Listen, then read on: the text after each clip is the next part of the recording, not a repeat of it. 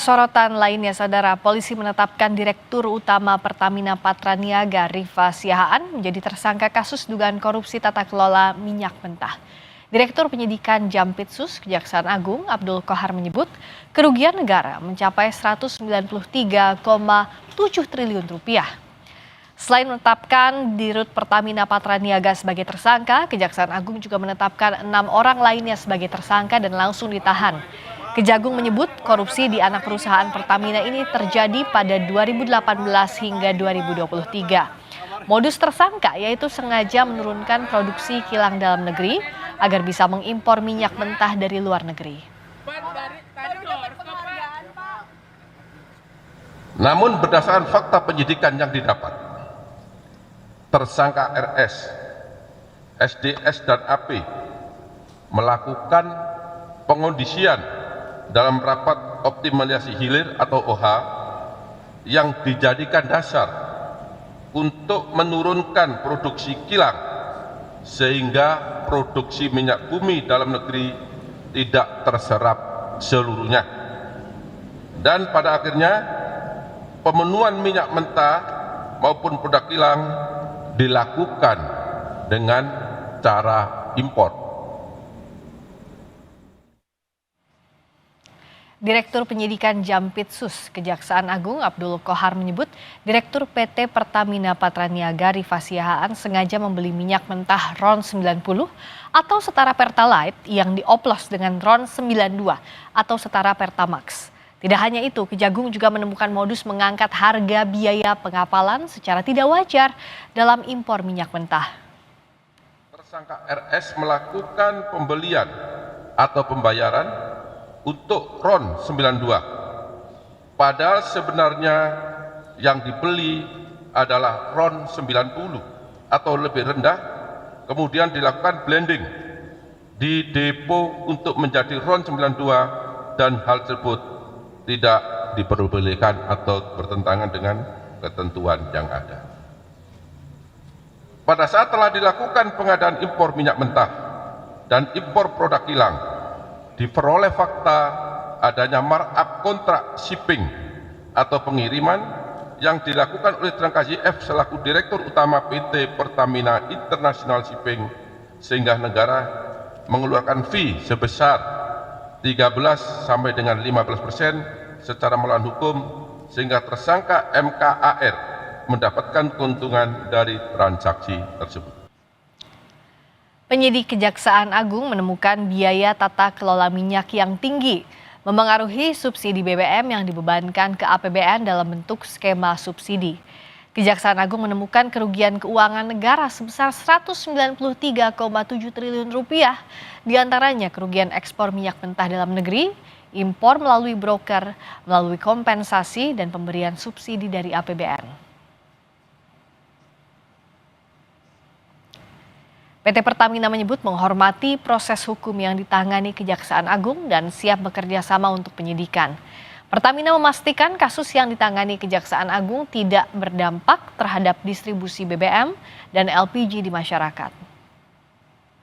Pertamina menghormati Kejaksaan Agung dan aparat penegak hukum yang menjalankan tugas serta kewenangannya dalam proses hukum yang tengah berjalan di subholding Pertamina. Pertamina juga siap bekerja sama dengan aparat berwenang dan berharap proses hukum dapat berjalan lancar dengan tetap mengedepankan asas hukum praduga tak bersalah. Di tengah proses tersebut, Pertamina memastikan bahwa layanan distribusi energi kepada masyarakat di seluruh Indonesia tetap berjalan lancar dan Pertamina juga menjamin pelayanan distribusi energi kepada masyarakat tetap menjadi prioritas utama dan berjalan normal seperti biasa.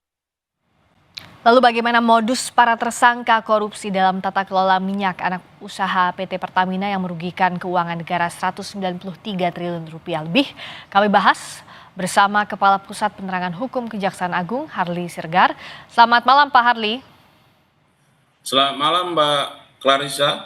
Ya Pak Harli, Kejaksaan Agung akhirnya mengungkap kasus ini, dari mana pintu masuknya? Nah baik, jadi dapat kami sampaikan bahwa sesungguhnya kami melakukan kajian ya, kami melakukan pengamatan soal distribusi BBM ya, Nah, kemudian kita kan melihat bahwa terkait soal misalnya harga BBM yang cenderung bisa naik atau mahal misalnya. Nah, kami juga melakukan kajian terhadap besaran-besaran kompensasi atau subsidi misalnya yang harus dibebankan kepada pemerintah atau pemerintah menyiapkan kompensasi dan subsidi itu untuk dalam rangka pemenuhan kebutuhan dalam negeri. Nah, atas kajian-kajian itu tentu kami juga melakukan berupa tindakan-tindakan surveillance misalnya. Kalau Mbak Clarissa ingat barangkali di beberapa peristiwa ada katakan misalnya apa di Papua, di Palembang terkait soal dugaan kandungan minyak yang katakanlah jelek gitu. Ya. Nah, ini kan pernah juga mendapat respon luas dari masyarakat bahwa mengapa kandungan terhadap Pertamax misalnya yang dinilai kok begitu jelek. Nah, kami melihat ini kan tidak diam, melakukan pengamatan, penggambaran, kemudian mengumpulkan berbagai data kenapa harus bisa seperti itu. Sampai pada akhirnya ada linearnya, ada keterkaitan antara hasil-hasil yang ditemukan di lapangan dengan kajian-kajian yang tadi terkait misalnya kenapa harga BBM harus naik misalnya. Nah, ternyata kan ada beban-beban negara, ada beban pemerintah yang seharusnya tidak perlu, tapi karena ada sindikasi yang dilakukan oleh para tersangka ini, nah akhirnya negara harus mengemban beban kompensasi dan subsidi yang begitu besar. Tadi kan seperti yang Pak Ardi katakan tadi ada temuan, ada surveillance, ada pengawasan, lalu diteliti dari mana ini akar masalahnya. Nah, temuan-temuan itu dari daerah mana saja Pak Harli, dari laporan awal pada saat itu? Nah, kalau tidak salah di beberapa tempat kan ada masyarakat ada protes misalnya soal ini kok kadar minyaknya kok jelek gitu. Di berbagai tempat kalau tidak salah ada di Papua, di Palembang, mungkin di beberapa tempat lain. Nah, itu menjadi bahan pelengkap bagi kami atas kajian-kajian yang dilakukan, misalnya kenapa ada kecenderungan minyak yang menjadi kebutuhan masyarakat ini, BBM ini selalu naik begitu, ya kan? Nah, lalu di mana masalahnya, di mana tata kelolanya? Nah, itu yang kita trace, kita lihat dari sisi regulasi-regulasi yang ada. Nah, kemudian kita kaitkan dengan problematika yang dihadapi oleh masyarakat tadi yang mendapat atensi luas di masyarakat.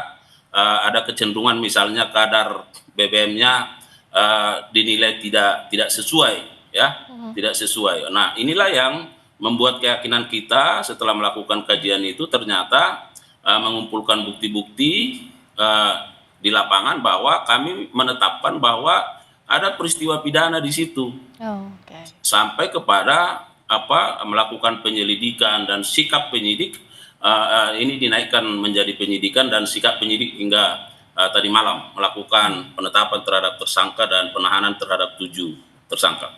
Bicara soal perkembangan penyidikan, apakah betul kami mau mengonfirmasi Pak Hardi, apa betul ada penggeledahan lain saat ini terkait korupsi minyak mentah di rumah pengusaha minyak Riza Khalid? Tolong dikonfirmasi Bapak.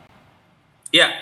Jadi kami sampaikan bahwa penyidik sampai hari ini sudah melakukan setidaknya 4 kali penggeledahan, ya, 4 kali penggeledahan di beberapa tempat sejak penyidikan, ya, di Oktober 2024 dan kemarin itu penyidik juga melakukan penggeledahan di 7 rumah dan kantor dari para tersangka dan hari ini penyidik juga melakukan penggeledahan di 2 tempat, ya, seperti yang Mbak sampaikan itu. Jadi sekarang sedang berproses dan penyidik sekarang sedang bekerja di sana dan mudah-mudahan ini bisa cepat. Keterkaitan apa yang coba dicari Pak? Artinya barang bukti apa yang coba dicari oleh Kejaksaan Agung dari penggeledahan ini?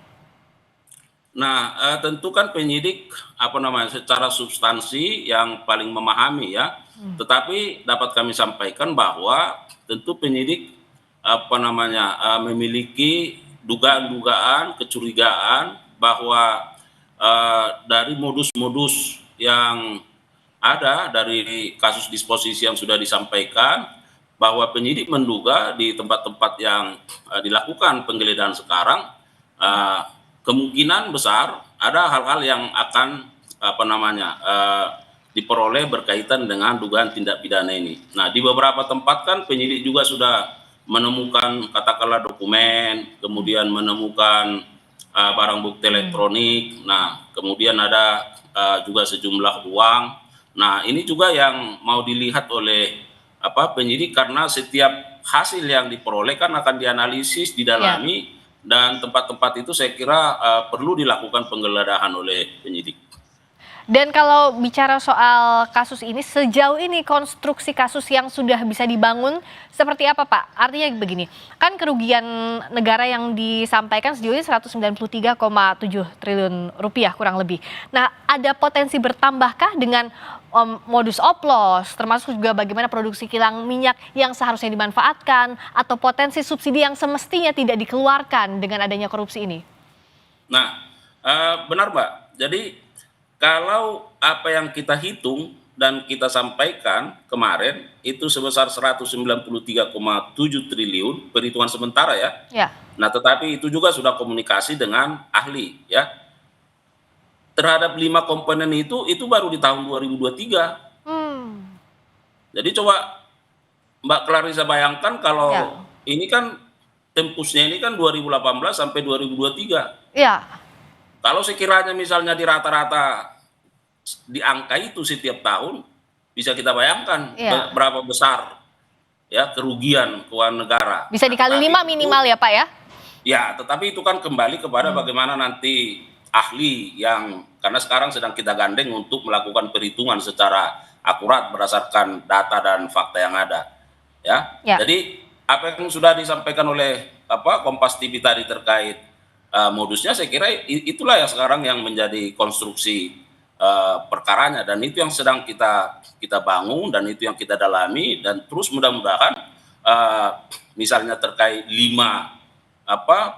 dasar perhitungan kerugian ini apakah bisa bertambah misalnya nanti ke depan seperti apa terkait soal oplosan dan sebagainya, apakah itu juga bisa dilakukan perhitungan, saya kira ya kita ikuti perkembangannya.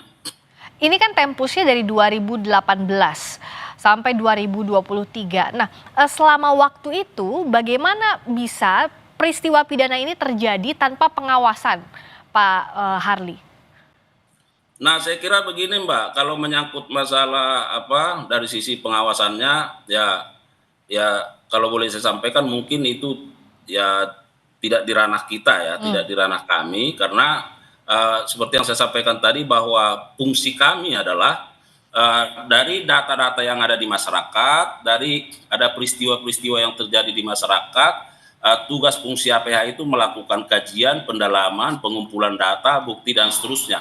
Nah, tentu yang kedua ini harus kita jadikan juga sebagai momen ya, momen baik seperti yang kami sampaikan semalam bahwa nah kita harapkan ke depan ini bahwa tata kelola BUMN sebesar Pertamina ya tentu akan semakin baik. Jadi ada upaya-upaya penindakan yang kami lakukan, tetapi di sisi lain juga kita harapkan bahwa ke depan bahwa sisi-sisi bagaimana perbaikan tata kelola terkait modus-modus ini akan berhenti, dan ini tentu akan kita harapkan bisa perbaikan bagi kebaikan korporasi dan juga tentu meningkatkan kesejahteraan masyarakat.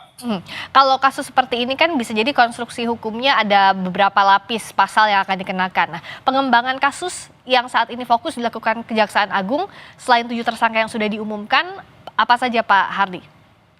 Nah, jadi karena ini adalah penyidikan dan sudah ditetapkan tersangka dan bahkan dilakukan penahanan, maka tentu penyidik akan fokus terhadap bagaimana mengungkap peran-peran dari para tersangka ini dikaitkan dengan bukti-bukti yang diperoleh, baik dari keterangan saksi nanti dari surat. Makanya per hari ini kita melakukan penggeledahan dalam konteks bagaimana membuat terang tindak pidana ini, karena kan kita sudah menemukan tersangkanya. Nah, bagaimana ke depannya?